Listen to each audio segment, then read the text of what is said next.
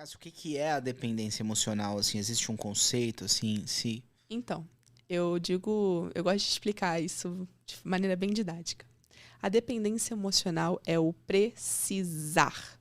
Eu Uhum. preciso do outro porque sem o outro a minha vida não faz sentido. Tá. Eu preciso dessa pessoa porque sem essa pessoa eu não consigo dar continuidade no meu dia. É de fato uma dependência. Quando você pensa, por exemplo, na questão das drogas. E aí? Se assemelha muito. É, porque quando a gente fala em dependência, vem na minha cabeça drogas, né? E então o dependente emocional, ele, digo assim, a forma dele lidar com o relacionamento é parecido da forma de um drogado lidar com a droga, mais ou menos. Eu não vou responder isso com sim ou não. Eu vou te levar a refletir. Tá. Vamos lá. Então, eu disse que a dependência emocional é marcada pelo precisar. Preciso do outro para estar bem. O meu humor depende daquela pessoa. Uhum. O meu comportamento na ausência daquela pessoa é marcado por ansiedade, suor, tremedeira. Muitas vezes, uma perda do senso de direção, a pessoa não sabe nem o que ela vai fazer. A pessoa não consegue reagir. Parece que ela tá ali, ó, precisando a qualquer custo. A rotina daquela pessoa, basicamente, 90% envolve aquele outro ser ali. A pessoa já acorda olhando o telefone para ver se a pessoa manda mensagem. Fica ali o dia todo, não consegue nem trabalhar, fica ali o dia inteiro consumindo conteúdo que o outro fabrica, que o Uhum. outro posta. Então, os stories. E muitas vezes essa pessoa ela não sente mais prazer em nada que não remeta àquela pessoa.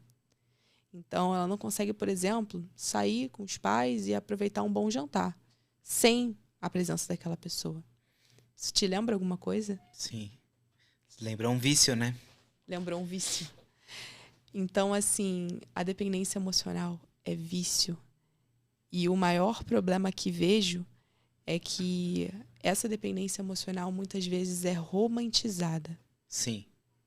Tanto na indústria cinematográfica quanto nas histórias que a gente escuta desde criança. Com certeza, é verdade isso. E é interessante, né, como isso pode ser prejudicial para a vida da pessoa sem ela perceber, né? Porque tem gente que é um dependente emocional, mas ele não assume isso, né?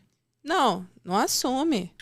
E quando eu falo que a dependência emocional é vício, a pessoa fala imediatamente, é amor. E você não sabe o que é o amor, por isso você diz isso. Ah, é? É, eu recebo muitas essas Entendi. mensagens. É, porque assim, a primeira atitude de quem tá numa situação dessa é a negação, né? Então, se você falar, ó, você tá numa dependência emocional, a pessoa vai falar, claro que não.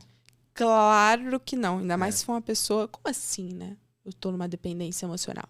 Aí você vai investigar o dia daquela pessoa. Acordou, viu se tem a mensagem. Não tem a mensagem, desespero. Perdeu o dia ali. Sim. Humor totalmente dependente. Se ele não mandou mensagem, se ele não me ligou, tô mal.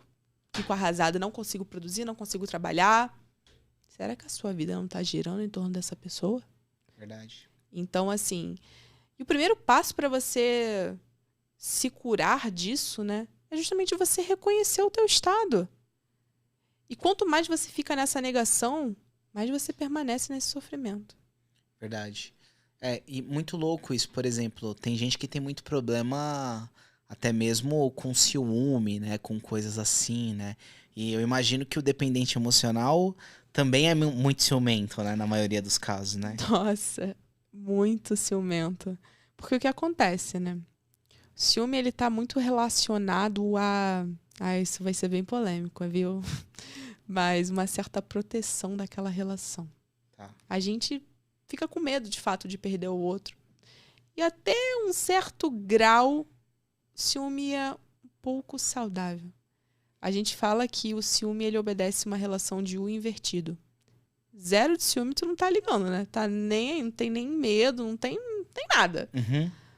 Tem um ponto ideal ali, um pouquinho, mas também quando passa, quando é exagerado, acaba com o relacionamento. E o que acontece na dependência emocional? A pessoa tem horror, desespero de perder o outro. Afinal, ela se entende como uma parte do outro. Tem desespero. Eu costumo dizer, assim, eu acho muito difícil uma relação com uma pessoa muito ciumenta. Costumo dizer que todo ciumento é um roteirista. Porque ele consegue inventar umas histórias assim que você fala, mano, da onde que a pessoa tirou isso? Ela tem uma questão com com a fantasia, né? E ela fantasia coisas que alguém tá olhando, ou que a pessoa olhou pra alguém, ou que... Então, assim, porque imagina, você lidar com as brigas normais já é difícil. Aí imagina brigas inventadas pela mente da pessoa. E sabe por que isso acontece? Ah, Porque isso depende da nossa interpretação, né? A psicologia cognitivo-comportamental tem como base justamente esse princípio, né? A maneira que a gente interpreta a situação é que vai mudar tudo.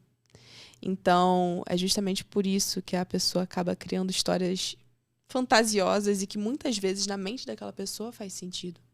Mas você que está vendo de fora, está sendo um pouco mais racional, está despido da crença daquela pessoa, vê e fala assim, nossa, mas não tem nada a ver. Porque a gente interpreta as situações de acordo com as nossas crenças. sim. Você acabou de assistir um corte do Entrando na Mente podcast. Quero te convidar a assistir essa conversa completa, clicando no link que está aqui na descrição. E também a se inscrever no canal e dar um like no vídeo se você gostou.